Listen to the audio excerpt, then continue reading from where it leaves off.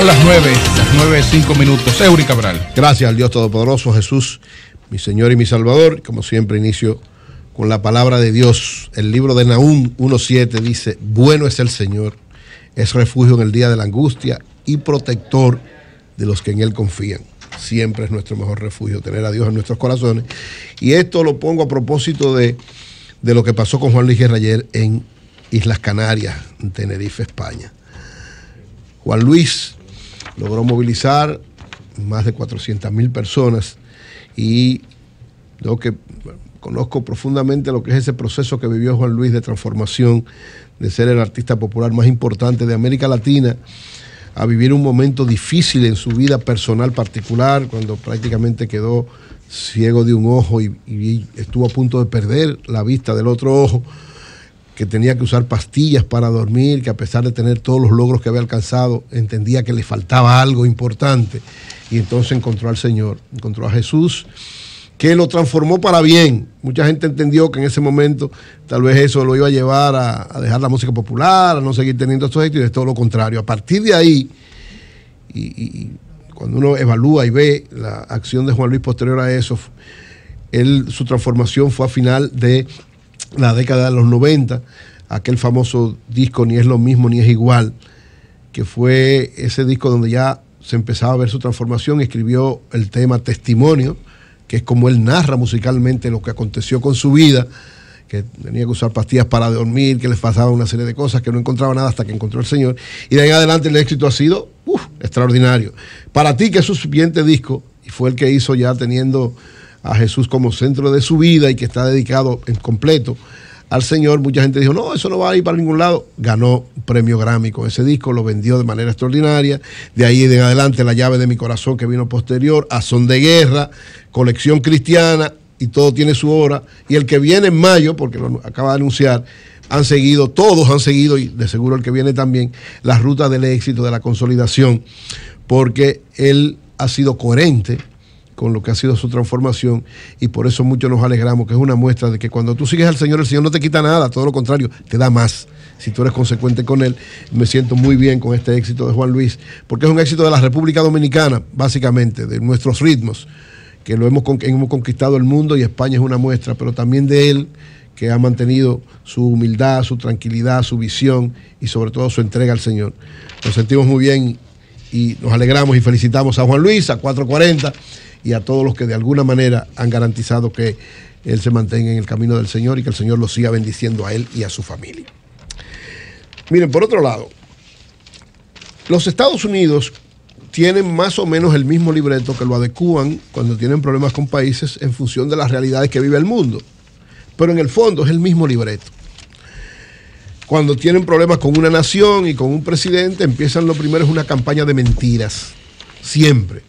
Una campaña de mentiras que usan los medios y la influencia de ellos y los medios que pueden tener en el mundo para mostrar lo contrario a lo que es la realidad. Y eso usted lo ve en varios países, incluido la República Dominicana, porque nosotros hemos sido fruto de esa actuación de los gobiernos norteamericanos, no del pueblo norteamericano, siempre hablo de los gobiernos y de las áreas que tienen poder. Ustedes recuerdan que la justificación para la invasión en 1965 en República Dominicana fue que habían supuestos 50 comunistas en una lista que estaban dirigiendo la revolución, lo cual era una vulgar mentira. Pero lo mismo ha acontecido en invasiones en otros países. Empieza primero una campaña de hablar mentiras, de desprestigiar a una serie de personas. Habían algunos comunistas. Sí, pero no dirigiendo. No. Es decir, había un proceso global y no estaban dirigiendo. Había un movimiento patriótico. Pero que eso no es malo. Claro. No, pero ellos lo que querían que no hubiera comunistas. Una supuesta lista era mentira. Peña Gómez no era comunista. No, ni el PRD no era comunista, que era que estaba dirigiendo, ni los militares tampoco. Tampoco. Camaño no era comunista. Al contrario, Camaño era un derechista que en ese momento se transformó, gracias a Dios. Adelante. Miren, entonces, si ustedes evalúan y ven lo que ha pasado con países donde los Estados Unidos empiezan esa campaña, la campaña empieza primero con muchas mentiras, después con un sabotaje que puede ser económico en un primer momento y después de acciones terroristas económicas. Es decir, empiezan, en el caso de Cuba no le dio resultado, pero en el caso de Irak y de Libia, en el caso de varios países que han tenido esta característica, sí le ha dado resultado. En el caso de Nicaragua no le dio resultado, aunque prácticamente desbarataron y en un momento le dio resultado político porque sacaron a los sandinistas del poder y ellos retornaron. Pero ustedes evalúan y ven todas las actuaciones de varios presidentes de Estados Unidos y están basados en mentiras. El presidente George Bush, el 29 de mayo del 2003, dijo: hemos encontrado las armas de destrucción masiva en Irak, así como los laboratorios biológicos. Mentira.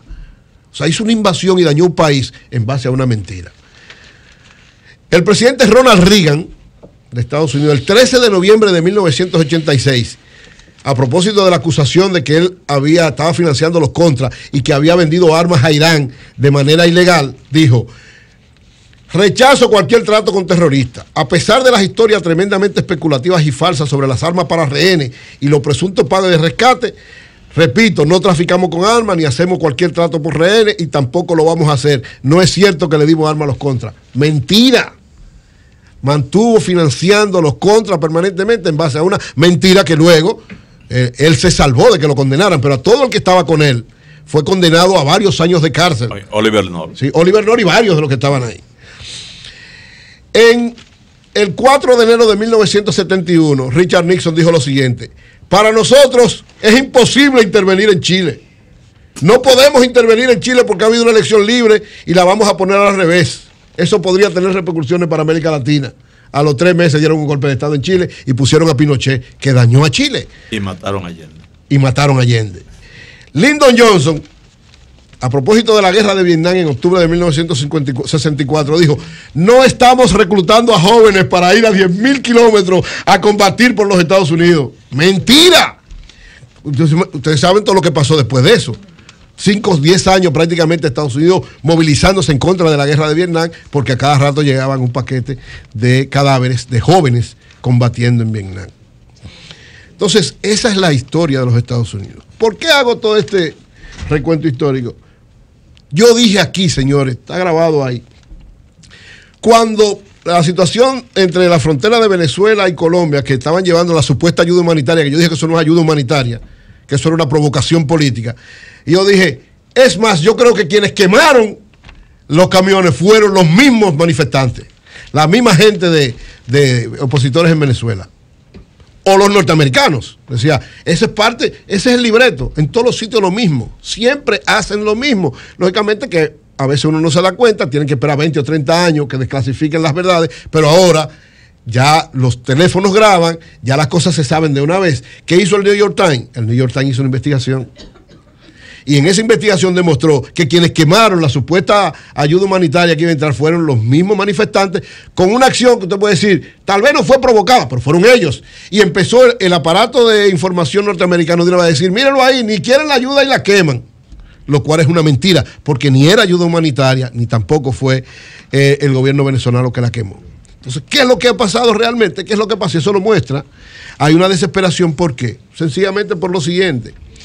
El esquema que Estados Unidos tiene contra Venezuela no le está dando resultados inmediatos. Es posible que derroquen el gobierno de Maduro. Es posible, porque es muy difícil soportar un ataque de sabotaje económico y ahora sabotaje tecnológico, sabotaje de diversa naturaleza en contra de un país, salvo que China y Rusia sigan teniendo la posición que están teniendo, porque un senador ruso, y esa ha sido la posición de Rusia ahora mismo, dice que precisamente con esto que se demuestra de lo que pasó en la frontera entre Colombia y Venezuela, nuevamente Washington y Donald Trump vuelven a ser pillados mintiendo, tal y como lo hicieron en Irak, en Libia y en Siria. Es el mismo esquema. Y en Venezuela, si logran derrocar este gobierno por esas armas e imponen a un títere de ellos, va a pasar lo mismo que ha pasado en Irak, en Libia y en Siria. Un desastre en todos los órdenes y a final de cuentas quedarse con los recursos naturales, en este caso el petróleo, y dañar el país. Pero se le ha complicado un poquito. ¿Por qué? Porque evidentemente hay una situación especial. Lograron una movilización agresiva en contra del gobierno de Venezuela. Muy agresiva, muy fuerte. Pero eso se desgasta. Entonces, cuando se dieron cuenta que estaba desgastado esto, quisieron provocar un conflicto internacional. Ese conflicto internacional se iba a dar en la frontera con Colombia, pero no le dio resultado. Entonces, esa arma también se le fue ineficaz. ya las movilizaciones, creyeron que iban a coger a Guaidó preso cuando llegara a Venezuela. Los venezolanos son más inteligentes. Supongo que eso es una experiencia practicada por los chinos y por los rusos que de alguna manera lo orientaron. O sea, provocar un apresamiento de alguien que no representa nada, porque Guaidó no representa nada. Es decir, que hay 50 países que lo representan, pero las Naciones Unidas son 189. Es decir, que hay 139 que apoyan a Maduro. O sea, sí, a cuestiones de representación. Entonces, atrapar preso o hacer algo en contra iba a convertirlo precisamente en una víctima. Y la idea no es convertirlo en víctima, es que siga desarrollando. Porque, ¿qué es lo que ha hecho Venezuela? Una dictadura, pero ahí está Guaidó movilizándose toda la semana, todos los días, y nadie le hace nada. Entonces, lo que pasa es que tú tienes que tener fuerza para eso. ¿Y cuál es la fuerza que tiene Guaidó? La única fuerza que tiene Guaidó es que responde a la política norteamericana, después más nada. Si usted le quita el apoyo de Donald Trump a Guaidó, no es nadie y desaparece del escenario político venezolano. Es decir, no representa nada. Entonces, como ha pasado todo esto y todas las estrategias norteamericanas han ido perdiendo fuerza, ahora la estrategia debe ser un sabotaje económico o un sabotaje tecnológico o algo que afecte mucho más toda esa situación. Y ese es exactamente el mismo libreto de Chile, adaptado a los tiempos modernos. ¿Qué hicieron en Chile? Provocaron una serie de situaciones difíciles, provocaron escasez de alimentos, provocaron paros de empresas, provocaron un conjunto de cosas que ciertamente el gobierno, de alguna manera, es responsable, porque tenía que garantizar eso, pero no podía garantizarlo si había una fuerza externa provocándote todo esto. Y esto lleva a que la población se incomode y pase entonces lo que pasó en Chile. Y dan el golpe de Estado y al final de cuentas, miren todo lo que pasa después. Paquete de muertos, porque la gente empieza a entender las cosas. Ojalá, yo que espero, que esta forma de actuar de los Estados Unidos siga teniendo derrota en cada momento y a final de cuentas entiendan, y lo entienda la oposición venezolana y lo entienda todo el mundo, que lo más conveniente no es seguir dañando a Venezuela, porque están dañando a Venezuela. Es verdad que hay una ineficacia de parte del gobierno, eso es cierto, nadie lo puede negar, pero cuando usted tiene una gente atacándote de manera permanente la principal economía del mundo, haciéndote daño, no es fácil mantener eso. Entonces está dañando Venezuela. Y lo más conveniente es que Venezuela, la oposición y el gobierno se sienten con la comunidad internacional sirviendo de testigo para que haya un proceso político que restaure eso. Lo mejor sería que haya un acuerdo entre ellos, pero las cosas han llegado a tal nivel que no es posible. Eso sería lo mejor, pero si no, que la comunidad internacional propicie eso y haya un proceso electoral donde entonces la oposición demuestre si puede ganarle al gobierno o el gobierno de Maduro demuestre que puede seguir gobernando Venezuela.